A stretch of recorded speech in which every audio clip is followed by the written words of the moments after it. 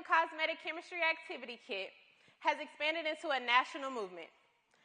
In our hands-on learning experiments, we've inspired young girls to create lip gloss, bath bombs, and body scrub, showing them that science is accessible and a reflection of who they are. We've impacted over 3,000 girls across 39 states, been featured on The Jennifer Hudson Show, and in major publications like Ebony and the Amazon Holiday Gift Guide. That in-person impact has shown us the possibility, but also revealed a clear limitation, that we can't be everywhere in all places at one time. And that has inspired us to create Hey Lab Mates. The numbers are exciting. A 334% growth over 2 years while maintaining a 57% profit margin. Thank you. I think I said the wrong thing. Okay. I did it? Okay. Now we're scaling that impact. I did, guys. Okay. Okay, all right. We would have never known. Okay. The numbers are exciting. A 334% growth over 2 years. The numbers are exciting. A 334% growth over 2 years while maintaining a 57% profit margin. But what truly drives us is impact. Now we're scaling that impact to a digital learning management system called Hey Lab Mates. Think of it as a digital laboratory that inspires girls to merge STEM, culture, and creativity. And we're expected to 5x our profit over the next 2 years with the licensing model.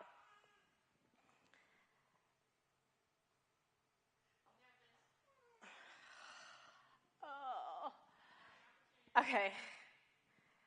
Hey Lab Mates sits at the intersection of EdTech, STEM, and beauty with the $60 billion, oh my God. The global STEM education market is projected to reach $60 billion by 2028, yet girls remain significantly underrepresented. Hey Lab Mates sits right at the intersection of EdTech, beauty, and cultural edutainment, where learning meets identity. It's not just a STEM platform. It's a movement to reimagine how girls see themselves in science. Our ecosystem connects every part, from our hands-on activity kits to our proprietary curriculum, our digital LMS, and corporate mentorship and partnerships to build an authentic STEM workforce and pipeline. We bridge all of these parts from first spark to future scientists. We've partnered across sectors with nonprofit organizations, corporate partners, universities, and schools. And each partnership reveals one thing, that representation in STEM resonates. And our ask isn't just financial, it's collaborative.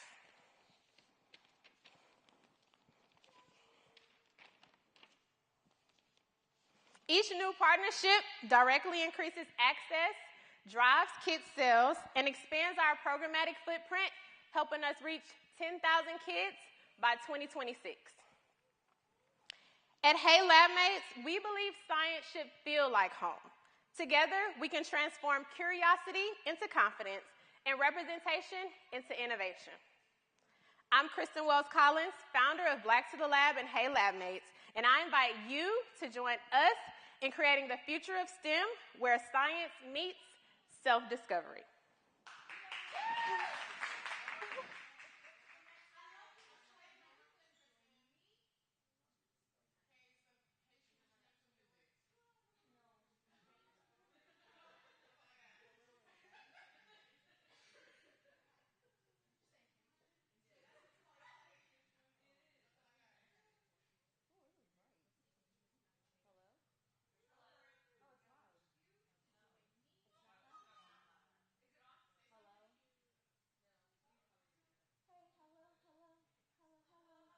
Hello, hello, hello, hello. Okay. Before Origine was a company, it was a scent in the wind. Jasmine through car windows. Can I start over?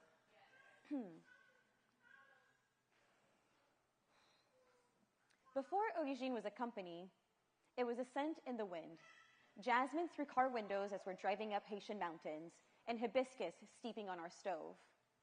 Those moments taught me that beauty is more than something you buy. It's something you remember.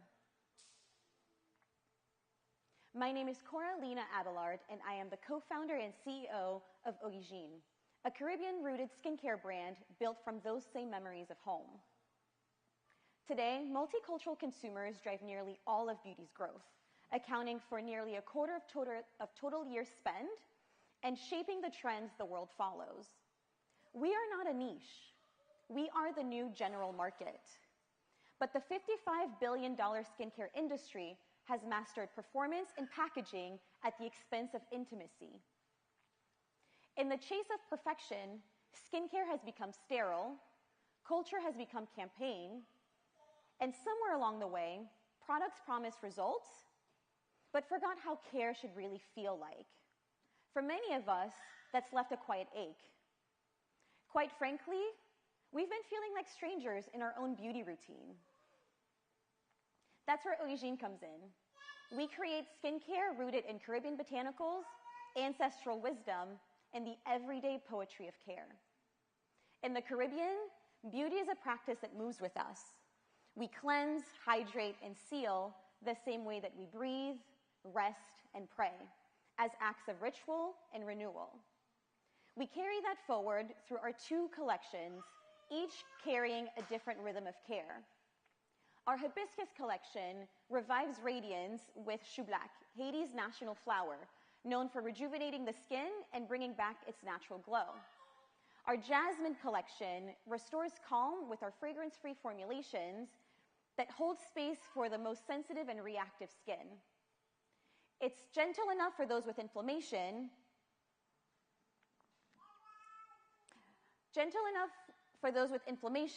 yet soothing and gentle by design, something like that.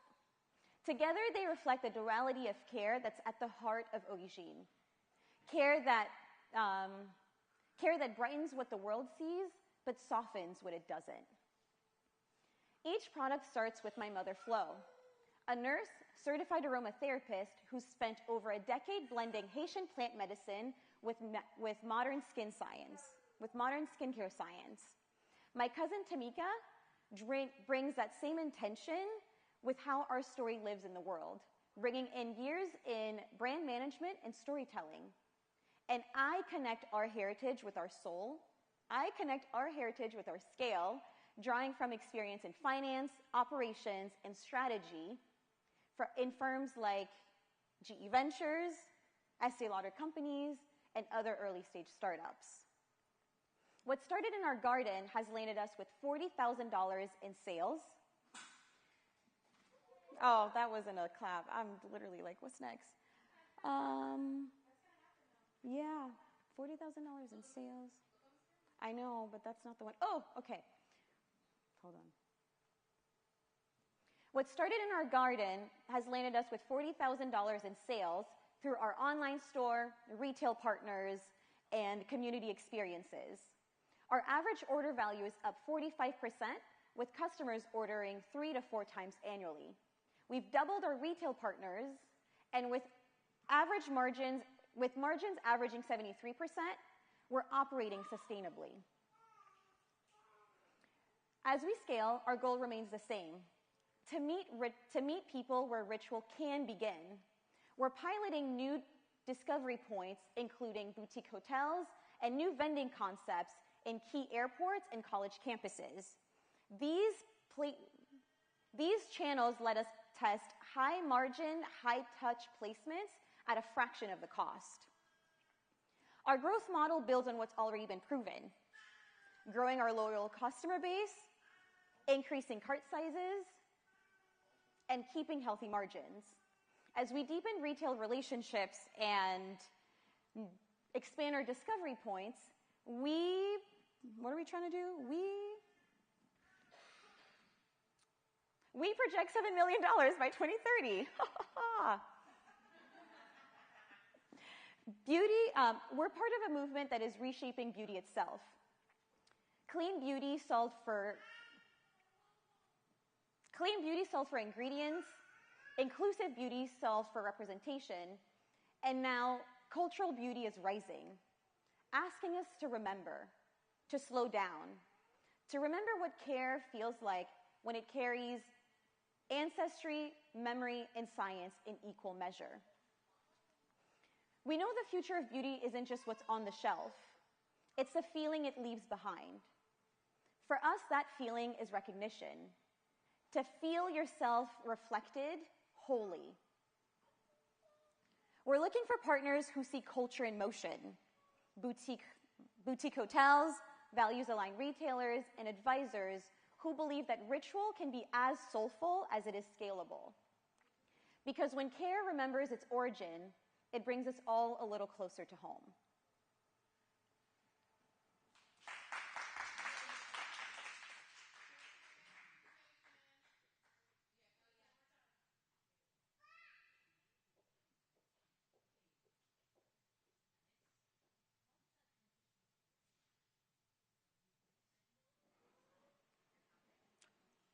Imagine being at the top of your career. Your kids are good, business are good, you're living your best life, but you're 600 miles away from your family who's showing signs of aging. So you ask your son to keep his eye on him, and you plan your regular holiday visits. But then you get the call. Mom is experiencing a medical emergency, and despite the calls and texts, no one has the answers you need for peace of mind. So panic sets in, you cancel those meetings and appointments, and you book that last-minute flight, and disruption happens. I know because I'm navigating this right now. I'm building connected care IQ while caring for my aging parents across the miles. And I am like 37 million other people who are navigating this every day, trying to make our loved ones feel safe and supported at home, while navigating, just coordinating their appointments. This is frustrating. That is why I created Connected Care IQ, a data aggregation platform meant for the entire care circle, those adult children, the church, and even the senior center, all in one place. We make it easier for families to care better together. My slides are off. We make it easier for families to care better together. Why now? Every day, 10,000 people turn 65. That is 73 million baby boomers entering the most vulnerable times of their life. We are in the middle of a care crisis. But we are also a part of a $122 billion opportunity, an opportunity that's built on fragmented systems that are failing both generations. And while we can arrange our food to be delivered quickly, we're still managing life-saving care with spreadsheets and sticky notes. Connected Care IQ is the solution. We bring the entire care circle to one platform, and while other companies focus on care alone, we focus on AI-driven health insights that make the families feel better supported faster. That's not on my card, but that's okay. We focus on AI-driven health insights that allow families to get the data that they need faster. We turn caregiving from reactive to proactive. And our go-to-market strategy is clear. We start where care already happens, in the community. While families can access us directly, where they'll find us is where they're most likely to seek care. That is in their church or at a senior center. They can find us there. We know that, and based on the traction that we've had, we know that care happens, and I just was doing so good, and I just jacked it all up. All right. And from the traction we have so far, we understand that trusted community is where care happens best. That is proof in the care circles we have, the prepaid launch, the paid pre-launch, and the partnerships that we're forming with churches across the country. And you say, why me? Why me? Is because I'm a health advocate, a caregiver, an ecosystem builder who's leading a team of individuals who understand that when there's empathy, care happens better. And now we need you. We're raising $250,000 to bring our culturally competent kinship platform to our go-to-market communities in Tulsa, Oklahoma, and Grand Rapids, Michigan. We are looking to raise a friends and family round and also for individuals to join our connected circles. We make it easy for families to care better together. Thank you.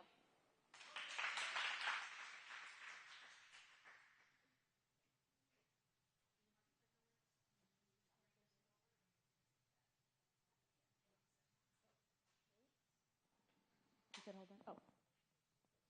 They not like us. They not like us. They not like us. Yay. I know, I'm gonna work on that. I'm gonna start us off with a question. Who here, by show of hands, is building a legacy? Better see 10 hands in the front row. All of you with your hands raised, this presentation is for you. Let me introduce you to somebody else who built a legacy. This is Flip Wilson. Flip Wilson was TV's first Black superstar as listed by Time magazine. At the peak of his career, he's one of the highest paid performers of his time. He was the first Black entertainer to host a successful variety show. Uh-oh. Did I do something wrong? That's the way you work. Okay. Please fold.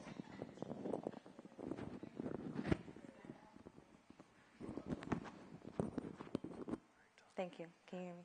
Testing, testing. They not like us. Okay. He was the first Black entertainer to host a successful variety show. And when he died, where do you think his wealth went? If you guessed his family, you would be wrong. His descendants didn't receive generational wealth, but his estate still funds multiple scholarships offered across the country in his name. A beautiful legacy, but his granddaughter graduated college with student loan debt. And at the age of 13, she had lived in more than 15 homes and navigated bankruptcy and foreclosure. That granddaughter is me. My grandfather was Flip Wilson. And this story of Black wealth being extracted from my family is not uncommon. It's a story known very well here in Tulsa. And like many others, I'm working to build it back. At 18, real estate and alternative assets became my path forward. By 22, I'd bought my first home, and by 24, I'd done more than $100 million in transaction volume. But every win felt like I was winning alone in the same system that took my grandfather's wealth. By show of hands, how many people here have ever invested in a private company? What's reflected in this room is a symptom of the broader ecosystem of the US. Millions of Americans are eligible to invest in private companies, our fastest growing asset class, but very few do. Now, last question. By show of hands, how many of you have ever invested in anything? Real estate, public markets, crypto, stock picks, parlays? And keep your hands raised if you wish you would have started investing sooner.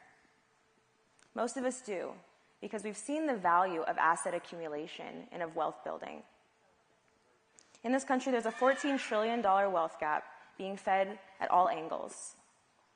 We know that millions of businesses are started every year, and very few founders ever receive institutional funding. In Q2 of this year, Black founders received less than 0.5% of VC dollars. On the funder side, as I mentioned, millions of Americans could invest in private companies, the fastest growing asset class, and less than 2% of those eligible actually do, despite the race for institutions and regulators to bring that opportunity to the masses.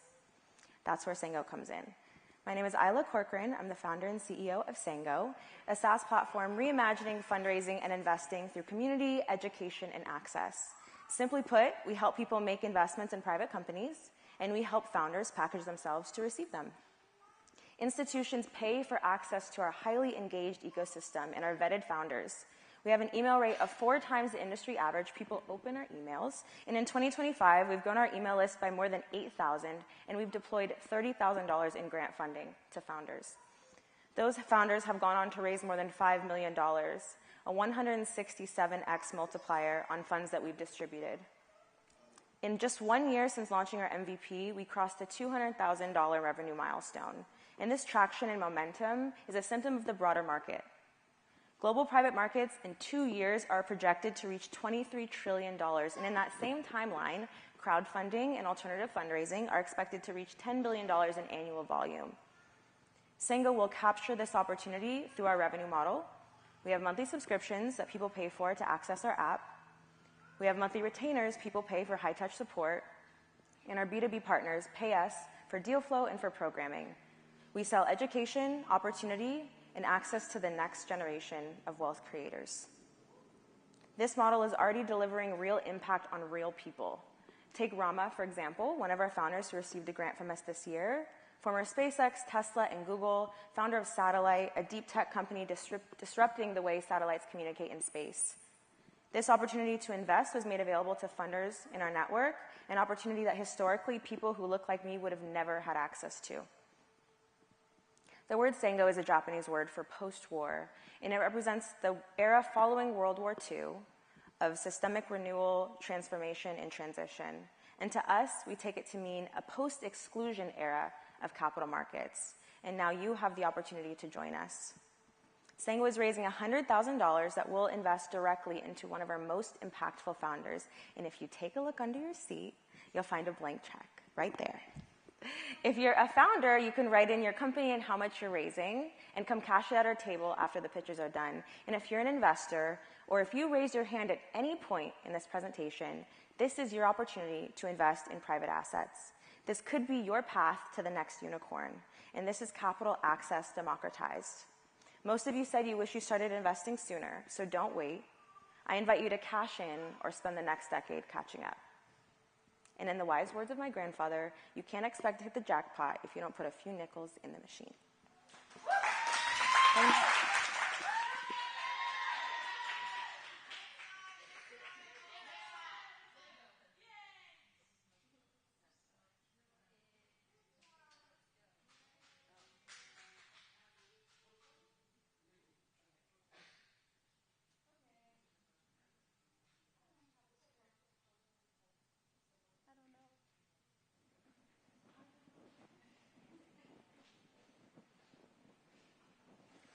Hello.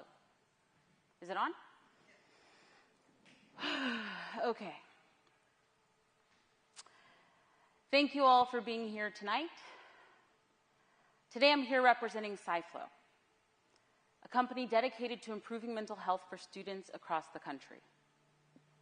Now, I'm working towards that goal. We've talked to hundreds of people about their experiences with mental health.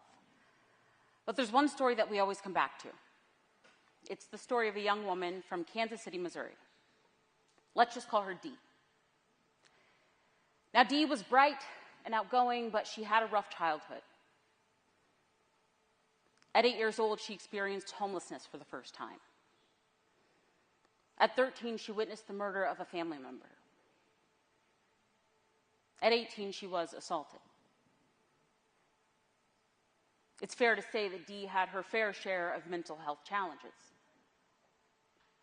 And every day she went to school hoping that someone would see her and help. But the reality is her school simply didn't have the resources. The single counselor for over 2,000 students was overwhelmed and under-resourced. And so a system intended to catch her at critical moments allowed her to slip through the cracks. Dee went on to be in and out of treatment for over 10 years. About one girl in Missouri, but one student in every row of every classroom in this country. It's estimated that 20 million students in this country suffer from mental health conditions, but only a fraction will ever receive any help. And schools? They're ill-equipped to solve this crisis. Old technology, staff burnout, limited time, they simply don't have the tools, even though funding is now being made available. You see, CMS, the Center for Medicare and Medicaid Services, is now making it possible for schools to tap in to over $45 billion worth of funding for student mental health support, but they lack the technology and the staff to do so. That's where SciFlow comes in. We provide schools with the technology and the staffing they need to activate student mental health support and actually capture that reimbursement. But what does that look like in practice? Well, first, we provide students with, I don't think this is working, psych. First, we provide students with a platform that leverages AI to identify signs of risk. There's a ton of features they have access to, but one is a chatbot that identifies signs of self-harm, harm to others, and neglect and abuse. When those students are identified by AI, it then connects them to a counselor or social worker within their very own school that can then refer them to licensed mental health professionals. Those licensed mental health professionals then use our platform to deliver telehealth sessions to those students who need more intensive care. Our business model is straightforward. We charge schools a flat rate per student per year. We also charge licensed mental health professionals a % fee for every claim filed through our platform in addition to schools. When we crunch those numbers, we're targeting a $20 billion market and targeting over 70 billion students in the US. Our go-to-market focuses on those states that have already adopted this CMS guidance, over 25 in the country and counting every day. So far, we've secured over 25 different, I don't know if I should say, like, this is now outdated. We're nearing 30, so I don't know if I should say 30. Okay, I guess we are in November. Okay.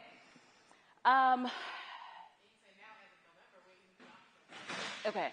In just under 2 weeks, we secured 20 schools, and we're now nearing 30. We just launched our product this week in 3 different schools, and we're preparing to launch another 25 this spring. Our platform is different than everything that's out there.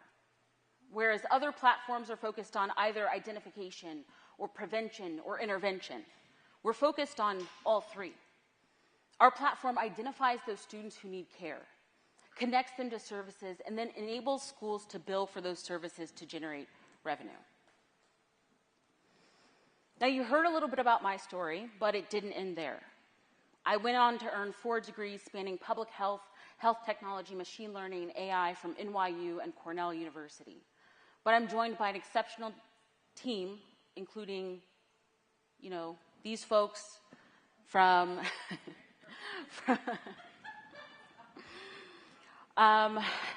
including a former YC founder and a Johns Hopkins educated clinician, and Shravan from Santander, and Miriam from Snapchat. Together, we aim to build a system of support that every student deserves. Today, we have one simple ask: your money. I'm not going to say that. Your money. We're raising $1.2 million in safes to bring our product, to focus on product development and operations as we build out our provider network, and we sincerely hope that you will join us along the way. Thank you very much.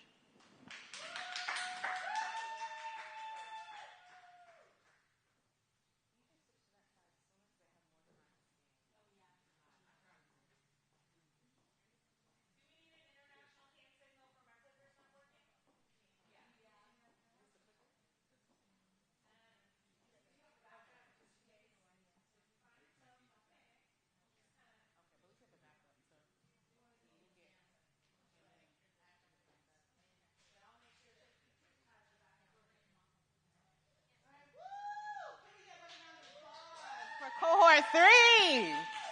Woo! These ladies were simply amazing. My name is Montana Kane, and oops, I need to use my thing. Okay, so another round of applause, yada, yada, yada, for Cohort 3. My name is Montana Kane, and I had the honor of being the program facilitator for Cohort 3, and I'm also a proud member of We Build Cohort 1. Do we have any other We Build members in the room? Round of applause, yay. So today, if you were inspired by anything that you heard, that you saw, that you felt, we invite you or anyone that you know who may be interested to join the waitlist for We Build Cohort 4, which will be coming out next year, so that you can be among the first to know when the application is launched. And of course, if you have any questions, please feel free to reach out to any member of our team. Thank you. And then I'll pass it off to Ashley, and then they're off. Okay. And sponsors, and then we end. Okay. All right. Ooh. Take that off. Okay, let's take a breather.